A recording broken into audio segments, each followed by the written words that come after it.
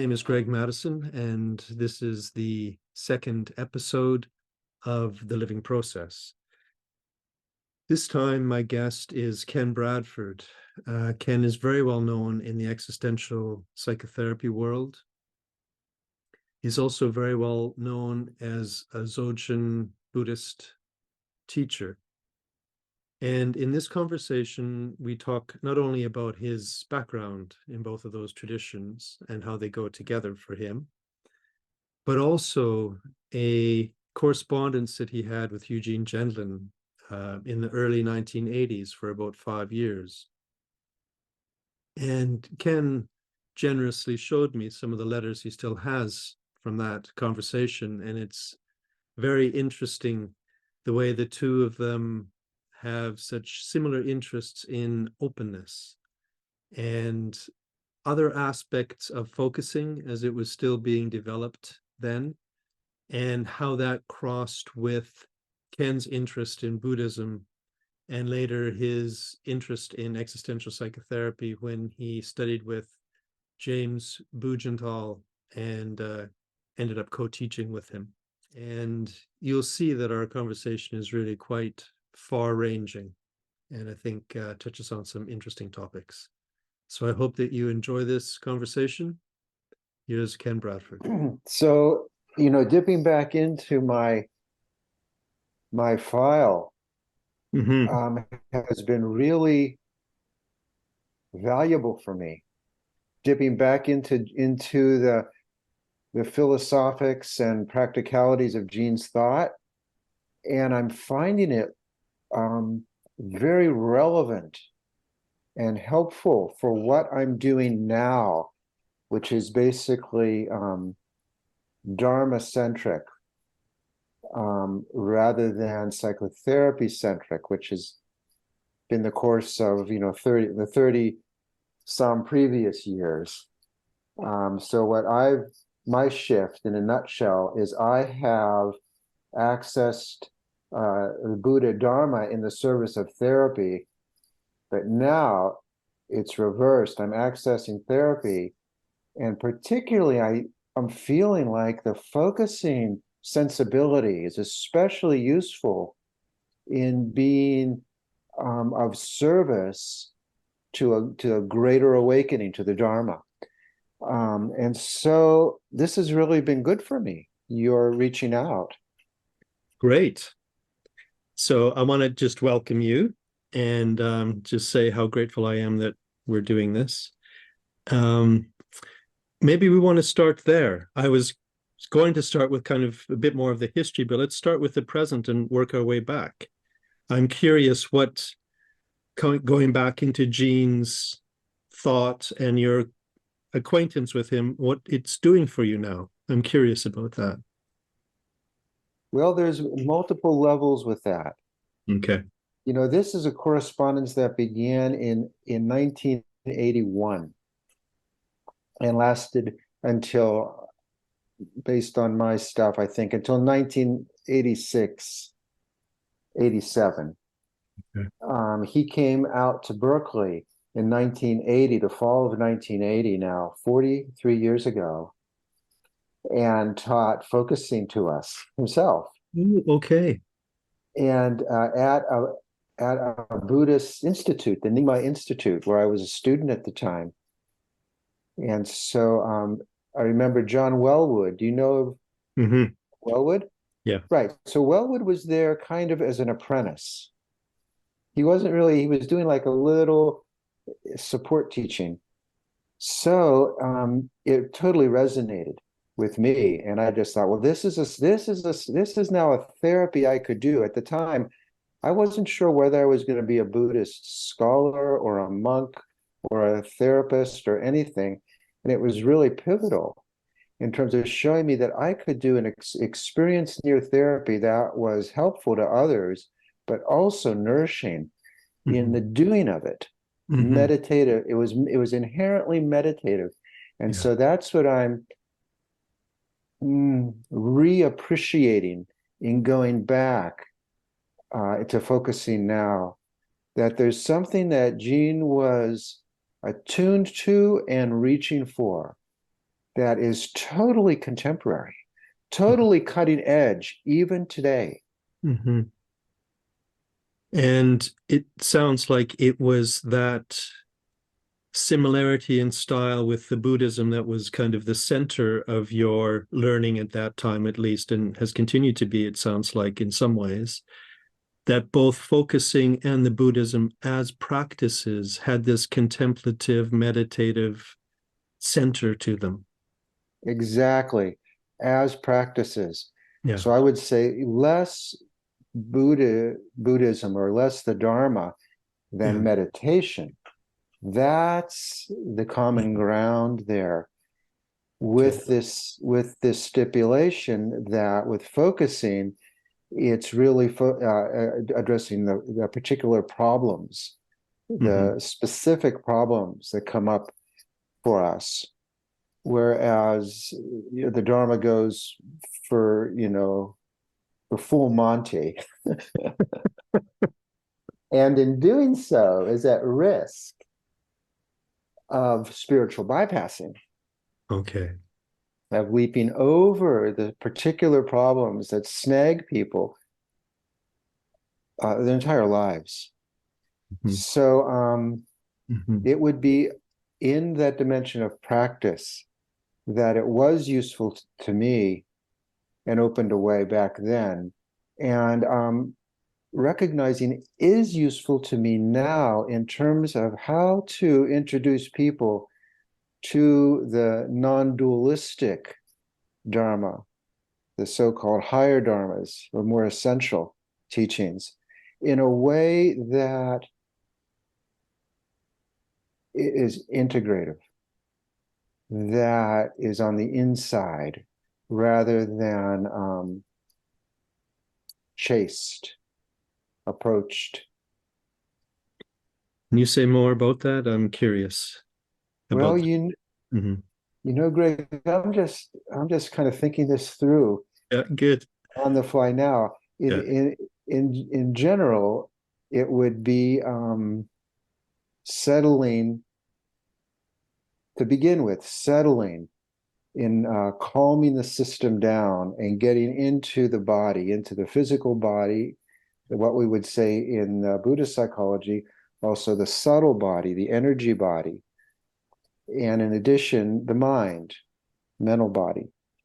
So the vocabulary is a bit different, but it has to be rooted definitely in, I guess we could just say, physical and emotional body, because all of those defense structures we have, all the little ways we cope, we've managed to cope, and then become slaves to our successful coping strategies, mainly as kids, right?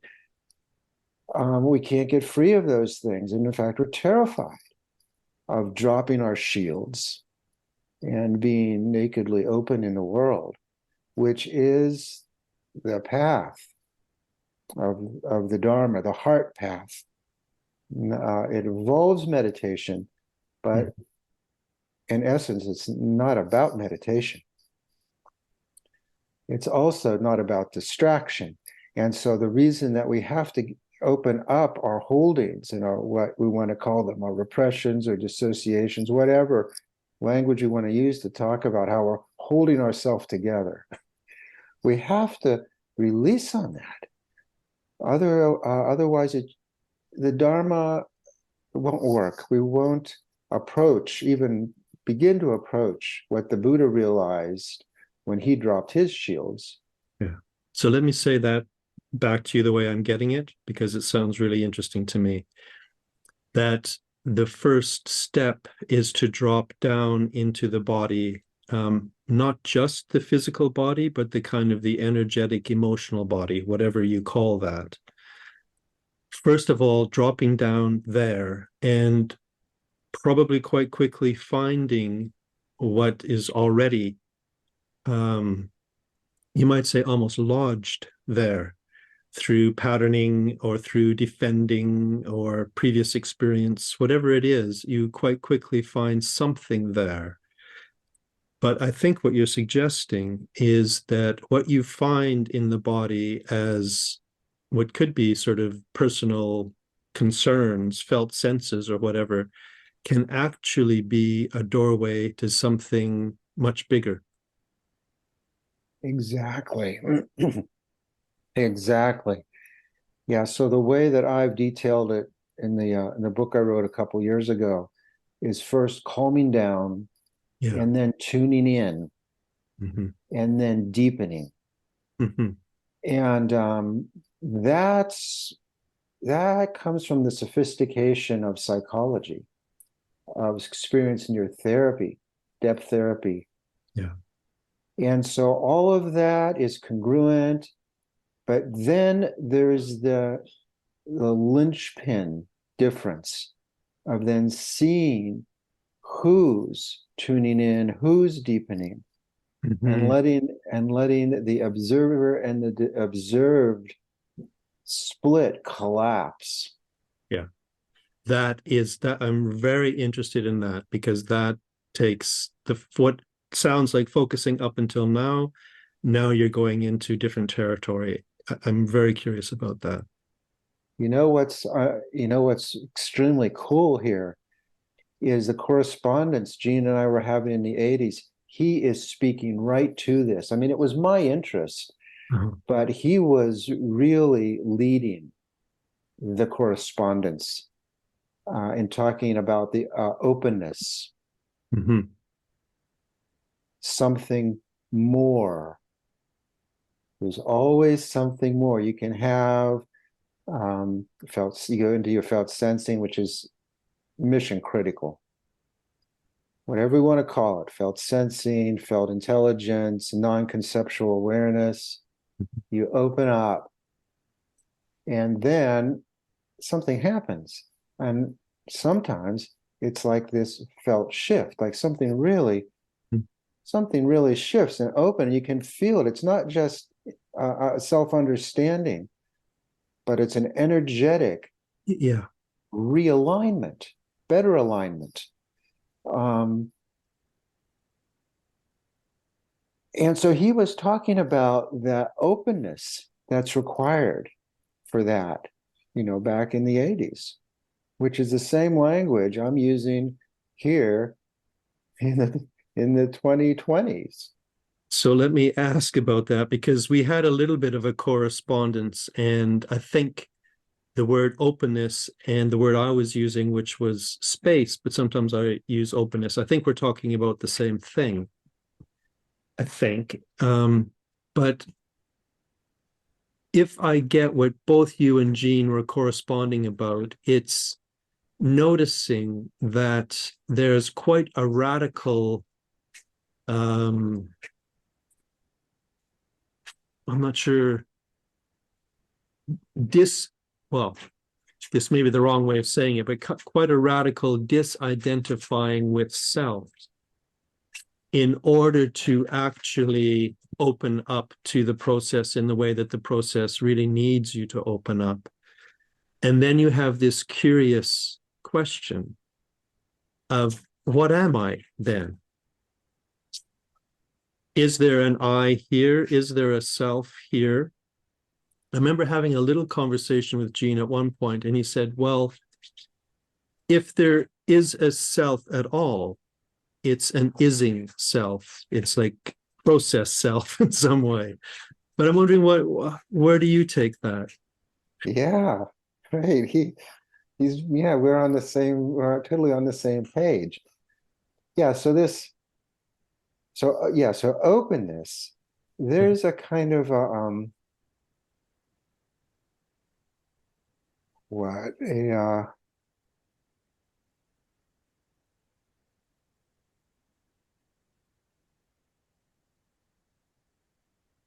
preliminary openness where we open for a moment, we open a little bit, and even a little bit though can change everything, and we can settle, Yeah. and then something can come up. But also it could be understood as the bottom falling out, where it's a kind of a definitive opening. rather than proximal or something. Mm-hmm. And so then words like groundlessness, openness, groundlessness, emptiness,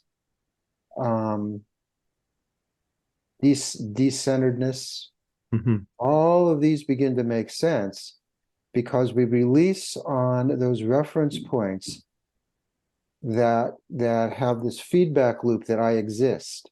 Because Yeah. we're constantly doing this feedback loop. And that should be a clue right away that we have to keep it up, because if we don't keep up this self-talk, sometimes it's not even fully conceptual. It can be like pre-conceptual kind of a just like, thinking, referencing something out there, which validates there is a stable self ground in here. So I can be like secure and safe. And so, of course, this is a fabrication. We say construct. Yeah. I just as you say that, I can feel my body responding, and it feels exhilarating and um I, I was gonna it's not anxious, but it's apprehensive. It's like, what will happen if the bottom drops out and there's nothing to hold on to? um I'm curious about that. I'm curious about the therapeutic value of that, maybe. Or because I'm thinking I want to go there, but not everybody does. No. And maybe not everybody can or should. I guess that's a question to you. Right. In these waters, particularly in these waters, a person's capacity for being present, Uh-huh. not preoccupied with the past or the future, but in the timeless present is essential. It's essential in a dharma. I keep stressing this. You have to be honest with yourself. What can you handle? And so this critical quality of capacity, and I would just open a new window for a moment. In Buddhism, there's many paths depending on where somebody's at, particularly over the course of several centuries, and especially in Tibet. A lot of unique practices like tantric practices and so forth developed. Weren't there at the beginning. Well, because in the beginning people weren't prepared. There was no Buddhist, no Buddhists exist. Only, and you see this in the life of the Buddha himself, as people became more adept at being settled in themselves, then he could teach them more direct teachings, such as the famous Heart Sutra: emptiness is form, form is emptiness. So with a correspondence with Gene, for instance, and what we're talking about, we make a different distinction between openness or groundlessness and then self-groundedness. So at some point you see that actually there is no difference, which is another way of saying that groundedness is an illusion and that groundlessness is an illusion. So when I throw that out, right, like this is more complex. Mm-hmm. This is more challenging. So we'll close that window now. We have to see what's our capacity for tolerating, I would say, like Heidegger, the mystery. Yeah. Groundlessness. And so that has two components, as you're already saying. There is being willing and able. How much are we willing and able to open ourselves? So the willing is simply our interest. Some people aren't interested, as you say. Mm-hmm. In fact, most people, by far. just aren't interested. They're interested in their day to day and, what happened last week and what they're going to do tomorrow and how they're going to pay the rent and all this stuff, right? So they're not interested in the bigger picture. And that's the kind of thing, like, you either are or you aren't. As far as I can tell, that's just there. And if you aren't, well, okay. But if you are, then the other component comes in, which is ability. So you're willing, okay, but are you able? Some people are very able, but they're not interested. Yeah. Okay, well, they're not going to go then. Some people are interested, even desperately interested in changing and getting out of their claustrophobic world, self-world, Yeah. right? But they don't have the ability. So this is where focusing just basically opened an enormous door. That's the way I see it. And all of these other experience near disciplines that have developed in the last 40 years might really owe something to this practical innovation that Gene in particular developed, I guess with Carl Rogers to some extent, on how do you, because you can develop your ability, you can train your mind to not be so distracted and to focus. Yeah. Yeah. So So in my example, then the way through for me would be, because my first response was this apprehension, and I can't remember the other word I used, but it was a kind of excitement. yeah, exhilaration. Exhilaration, exactly. My way through would be to start with that, to open up to that and give it enough space that it then carries me someplace further. Is that right? I really feel that way, going with that sense that you just identified, that complexity, right? Mm-hmm. As Gene would talk of it, the implicit Mm-hmm. complexity, because it hasn't, it's just kind of hovering right now. It's just kind of there.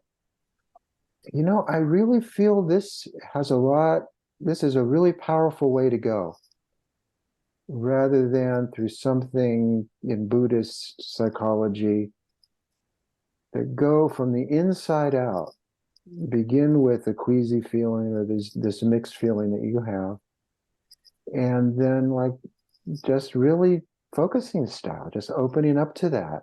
Mm-hmm. But it does help to have a pointer, a target, Yeah. and a reassurance that it's okay to drop the shields, and opening. Okay, so we want to tune in, sense, feeling, felt, sensing, and then it's okay to relax into that unformed space. So apprehension, exhilaration, both together. Let them, yeah. So they're both together. Kind Mm-hmm. of okay. Yes, and then let them be. What? Because something will happen.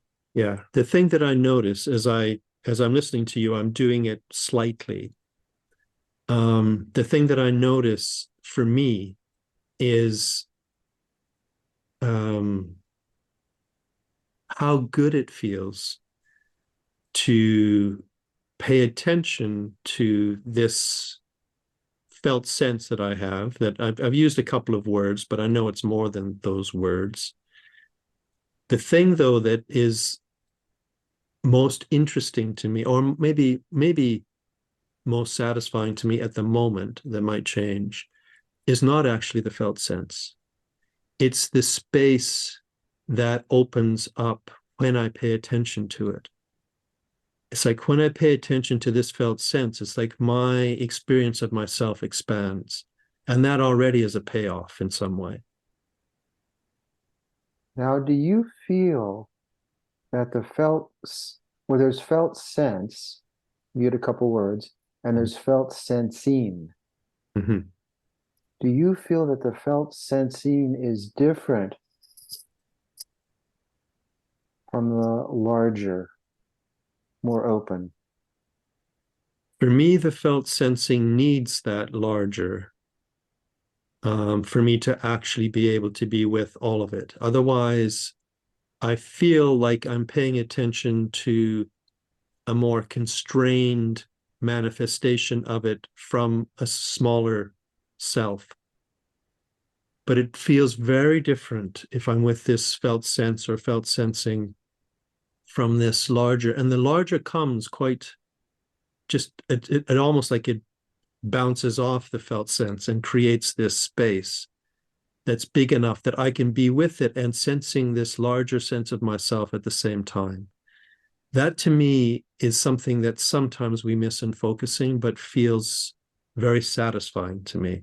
And I'm wondering if it might be a little bit closer to what you're adding. It's right on line. Yeah. Exactly that. Exactly that. That the natural well-being Yeah. of being present. Yes, exactly. Which Mm. ironically comes when I pay attention sometimes to a problem. The natural well-being of being present is actually what I go, oh, that's nice. So this is really important. And and rereading these notes from 1981, it was like being within the throneness Mm-hmm. is the openness. So we can make a distinction between personal stuff and the big open. Mm-hmm. Well, in experience, you realize, oh, these aren't separate.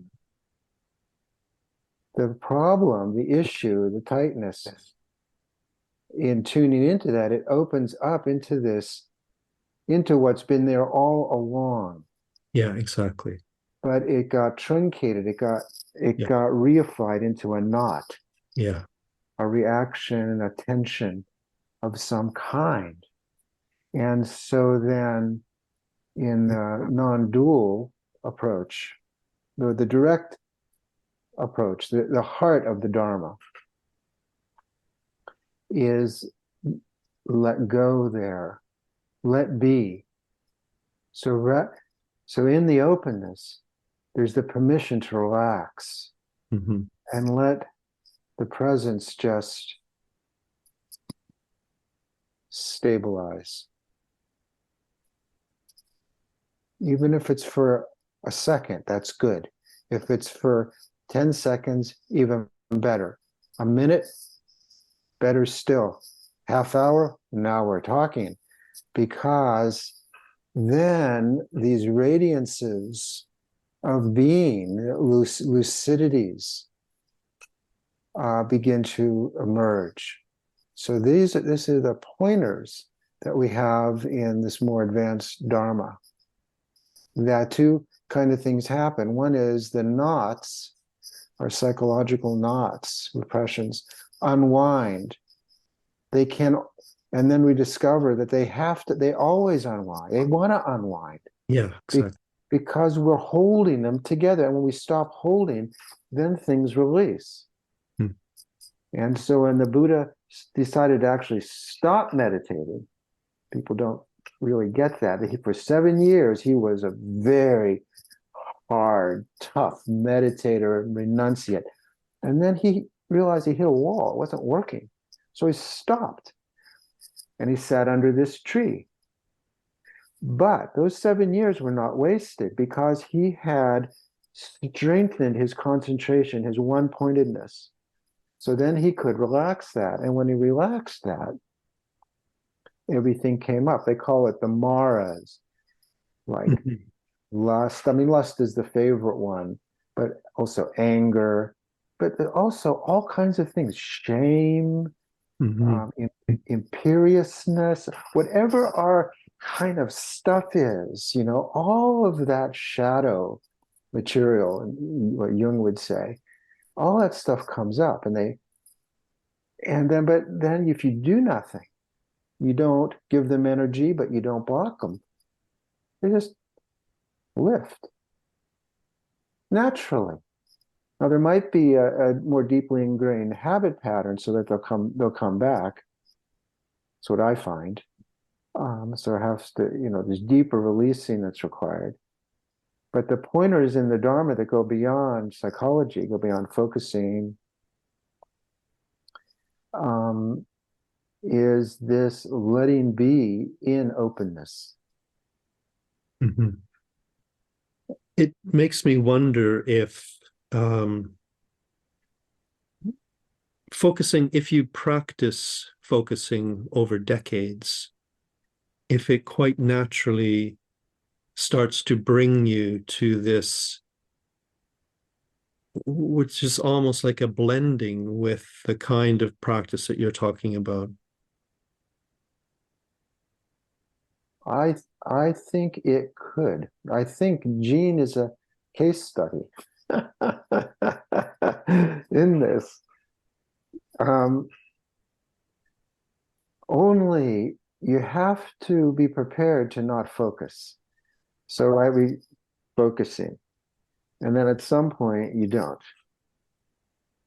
You let go. You let go of a focus, and so that whatever the issue was, and really it's organic in the practice, in the process of felt sensing. It becomes an ising, and if we let it. So can I just ask, so those many years ago when you were corresponding with Gene, was your concern the same, or did he have a slightly different angle on it? Because for some reason, it seems like you went in a slightly different direction. I'm wondering if there wasn't enough to it for you, or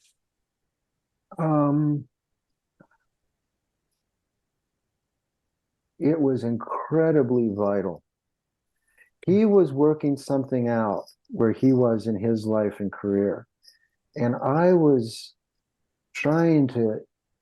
beginning in mine.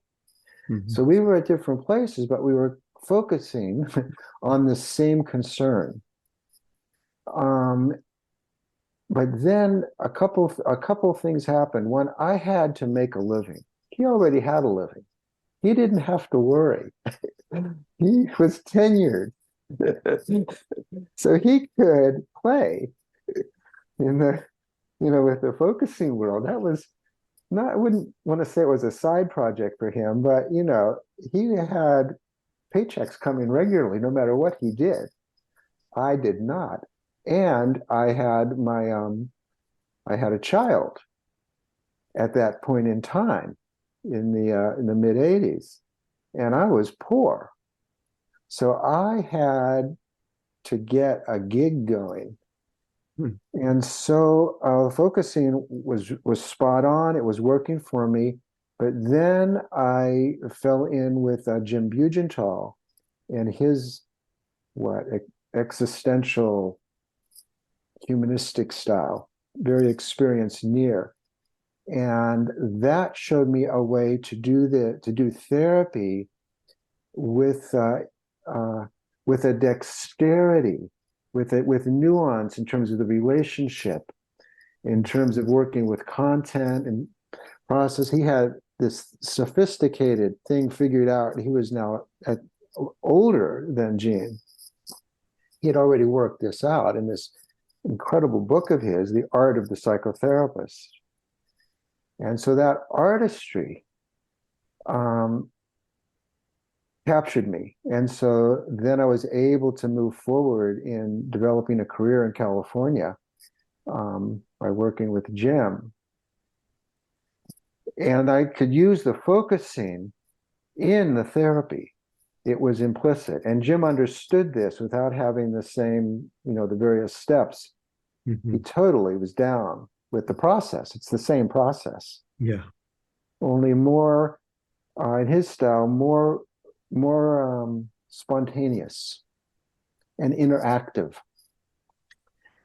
Yeah, that would be good to talk about a bit.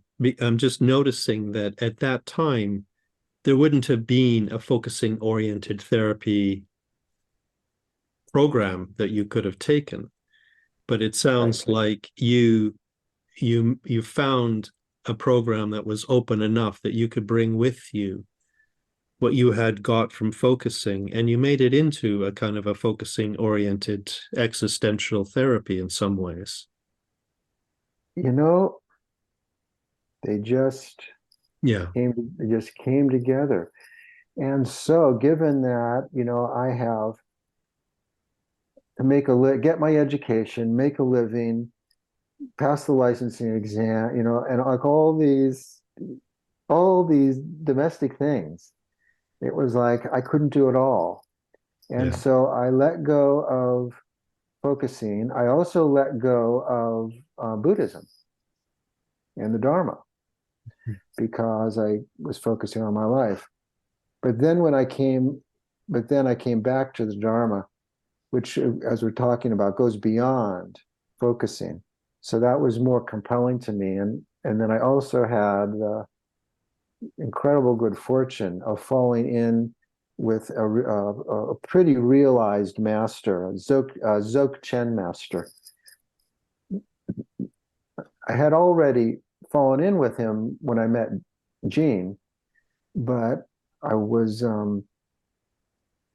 but I could see that had a potentiality to it. Just there's nothing beyond um, the immediacy of stabilized presence. So I went that way, and then I left the focusing fold. So that was before the focusing oriented therapy Yeah. was developed. So I would like to get back to where you are now, and what's captivating you or your biggest interest now. But before, just to talk a bit about therapy, because I think people sometimes think of the focusing process as something that you would do almost step by step in some way within a therapeutic session. And most people, including myself, would quite seamlessly weave moments of felt sensing into the back and forth relationship, the interaction in the room, the dialogue that's happening. Also, the therapist keeping one eye on their own sort of embodied responses and sort of checking what that information is telling them about the client, about the interaction, about themselves, and how much of that maybe could be shared.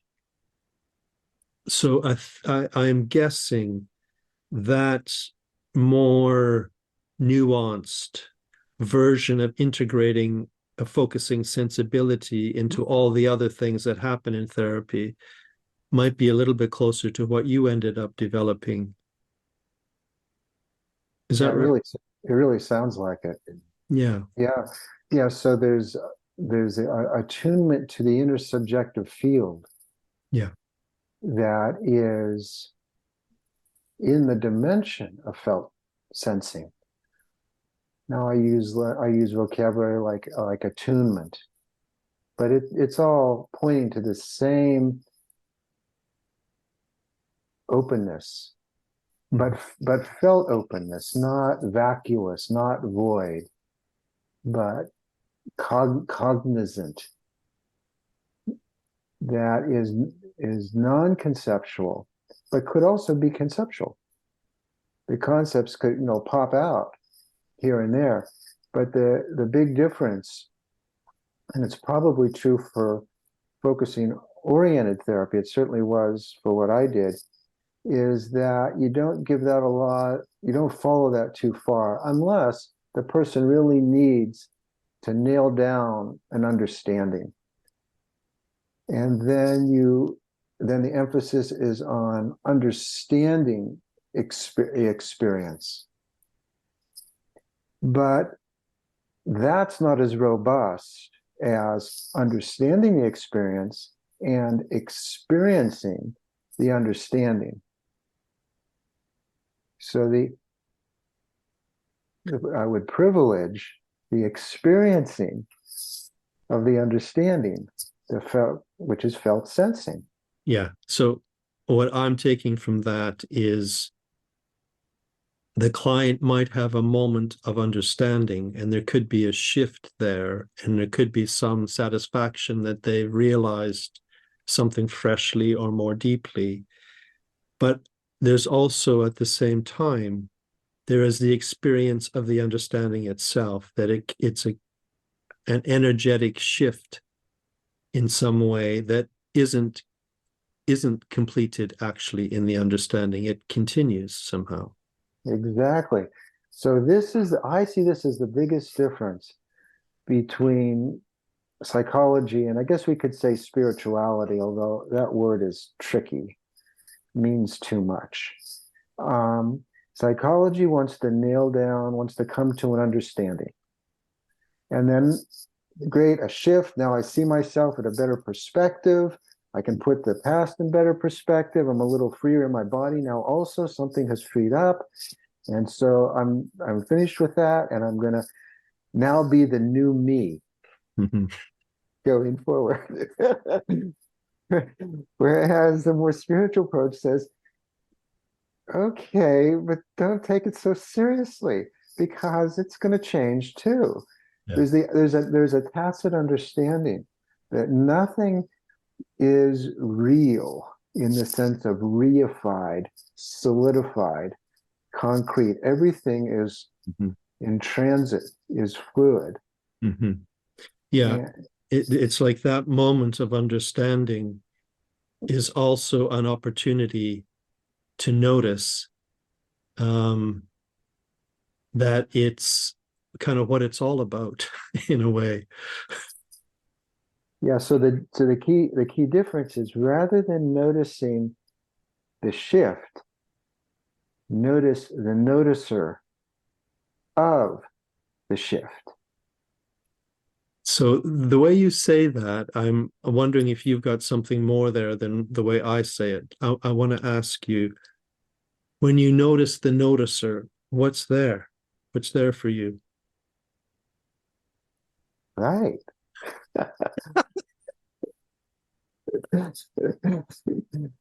The question, isn't it? Like it's hard to nail it down. And yet there's cognizance, there's lucidity. Yeah. There's no self we can pinpoint. And if we do, it'll change anyway. But it doesn't mean that we're lacking intelligence, that we're going into some kind of a void. Yeah. And so the emphasis in the heart of the Dharma would be to become more friendly and familiar with the openness. So I'm wondering if we're getting close to what your current interest is. Yeah. Okay, good. So we're doing it in a way. Uh, the way that I would say that, if I've understood you, is something receives the shift.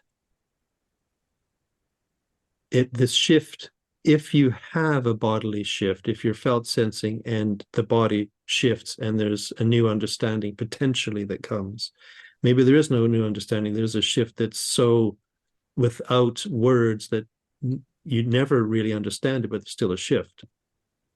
Whatever happens, somehow it's received by something. It's like it's witnessed, it's noticed, it's held, it's Yeah. And so then a feeling of contentment, of well-being, we would say comes up. But I think what you're noticing, we could say comes up, but it also is always there. We're tuning into something that's bigger, yeah, that we're inside of, but we don't always notice it. In fact, we hardly ever do. yeah, yes, And unnecessary, for many people, unnecessarily small. Yeah. It's more comfortable, more familiar, Yes. but it's you know, Gene made a comment in one of these letters that really stopped me. Um, he wrote to me that he goes, most people have given up on themselves and they look for something else. And he put that in caps, other. Mm. And I think that selling ourselves short, like keeping it small, unnecessarily, our awareness unnecessarily small, is a one way that we inadvertently, without intending to, kind of give up on ourself, but ourself not as we see it. As I think that's really good what you're doing. I totally am with you on that. There's a circularity, a self narrative that we're inside. So letting that breathe, letting that become permeable, and letting it just break, then we realize something else. We could say, oh, we make a space, but really it's more like we recognize a space, and that our awareness is that space. Yeah. And that space is unconfined, open. Yeah, that's what I was trying to get at. There is no, well, at least I can't find the edge of it. Yeah. See, now this is what, when we speak of authenticity, this, I think, is mature authenticity. What Heidegger got to, not in the early years when he was talking about being resolute, and that was a trap. And he succumbed to the whole Nazi thing. But then later in his life, then it was something like being in releasement, this Gelassenheit thing. Yeah. Naturally released, though. It's not something we do. It's something like we recognize. And then the question beyond psychology would be how to just rest without feeling like we've got to improve anything. Yeah. We've got to correct anything, but let being be as we're part of it. And then becoming more settled in spacious awareness. Yeah. As you say that, I feel like, even though there is probably many other reasons for it, I feel like I can understand why you might go from practicing as an existential therapist to back to the Dharma. That there's something more, well, I'm tempted to say less constraining in it. Is that your experience? Less constraining and more fertile, in the sense of allowing for greater potentiality, both in terms of not being constrained, not being stuck on one position or another, being for or against things, allowing that to be more fluid, but then also allowing for these natural capacities to radiate more unimpeded. Because how would it look, right? How would I look if I just let myself be spontaneous in attunement to, this is where language becomes a little queasy here, in attunement to our inner guidance, inner compass, felt sensing, the enlightened intent of being. This is something that comes in the higher tantras. This suddenly appears. There is such thing as enlightened intent. which we can be in accord with or not. Mm-hmm. Yeah. And this is where Bugenthal would talk about the thrust toward authenticity, which is what he felt. And I feel that I found the same thing, that there's something in me that wants to be true, Mm-hmm. like an arrow flies true. Yeah. Yeah. And not off to one side or the other, to be in sync with whatever this thing it's hard to talk about is. And that rightness, that kind of, I don't even know if it's transcendent. I really don't. I'm not sure it is. I think it's within the thrownness that there is this, there's space, but there's also cognizance. There's also there's lucidity. Mm-hmm. And so letting the radiances of our lucidity, compassion, knowing, bliss, all of those expressions, Mm-hmm. letting those have more room to roam. So there's, Yeah, it sounds like you haven't lost the psychology.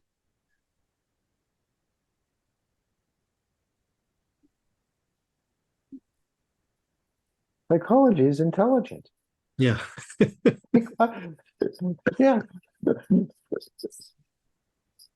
Yeah, when it's relevant, it's there. Yeah. But then, it doesn't have to, we don't have to, shackle ourselves to it, Yeah, exactly. because it's always about something. Psychology is always about either it's a person or a mental event, a mental object, or something Yeah. that takes place in a vaster space, a vaster openness. And that openness has its own intelligence, which isn't different from psychological intelligence, Mm-hmm. but it's just more inclusive. Yeah. It sounds to me, it's almost like this term psychology and this term spirituality, they're quite arbitrary. It's not lived in that separate way.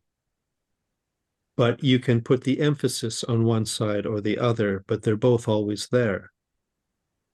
Right. That's right.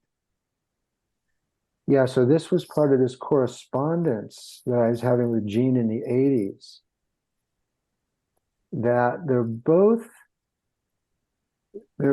there. There's the openness and there's the personal concerns. And even back then he was saying the point isn't to commute, that was his word, between the two of them, but really to recognize that they're basically the same process or the same something. I don't even know what he would say about that. That it's within thrownness that we discover openness. Mm-hmm. Yeah. That's interesting. I mean, for those of us that have kind of been in the focusing world for a while, it's clear, even while Gene was alive, he used to make it very clear that he really would skirt around anything too spiritual. Spirituality was something that I think he was probably personally very open to.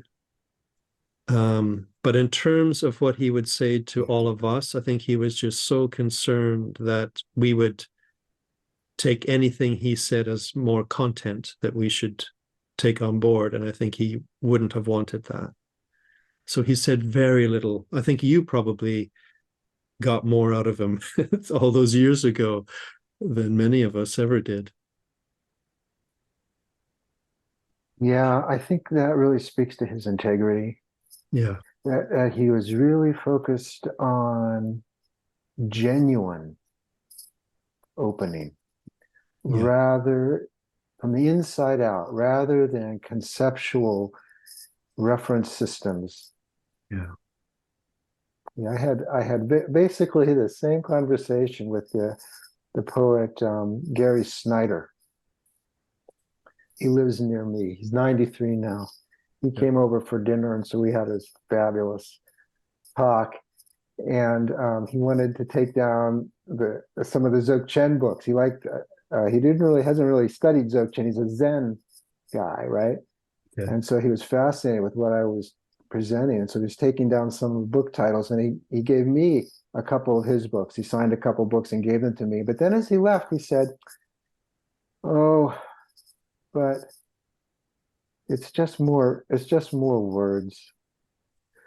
You know, he's a man of letters. Yeah. And he was also clear. It's like, no, this is a trap.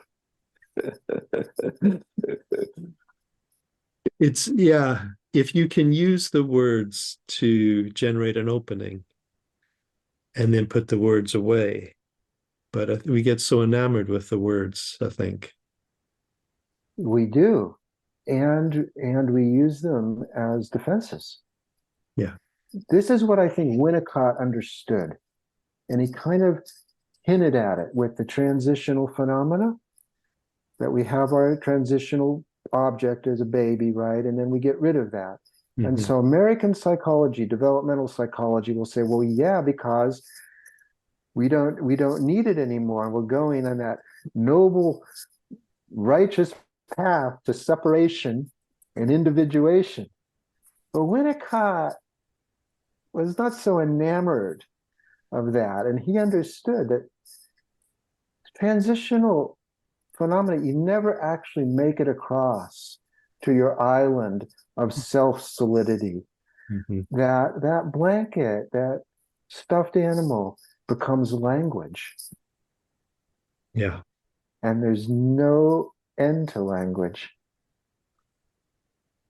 And so being in the space, in the transit, is where the smart money goes. And it's where the emphasis shifts in terms of certainly Dzogchen, but also many of these non-dualistic traditions, that we gain access to the open. But then the practice becomes rather different. Then it's habituating, because we are creatures of habit. And the thing will be, what is it we're going to habituate to? And so then becoming more familiar, getting more used to the openness. Mm-hmm. And so the more we can do that, then from the Buddhist perspective, the more we live in natural wakefulness, bodhi. Let me ask you one last thing. Well, maybe two. One is just picking up with what you were just saying. I'm wondering what your next development is, or kind of where you're headed now. Well, I'm basically a Dharma teacher now. Okay. Now I'll still do things for psychologists. And it does turn out that London and that larger environment where you are is more interested in this really going beyond psychology. What we're talking about now, we say going beyond it, but it comes along with us. Yeah. It's not that we abandon the knowledge of our defense mechanisms and this and that and the third thing, but that moving more into naked awareness, awakened, natural presence, unconstructed. That's more what I'm doing now. And so I'm going to do now another Dzogchen retreat. I did one, a couple, like 8-9 years ago. And then I stopped because I felt I was overextending myself. And I needed to integrate it better.